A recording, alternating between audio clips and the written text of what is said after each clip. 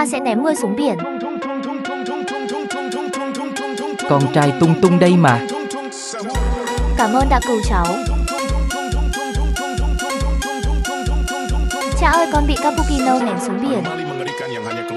Cảm ơn nha Kalezo Kalele. Dám làm hại con của ta. Được rồi, cho biết tay. Thật thoải mái. Hình như ở đây. Ôi, Tung Tung Tung tìm tới rồi. Mau đứng lại cho ta. Hu hu, tôi xin lỗi. Cho chữa cái tội. Hu hu, cứu tôi với.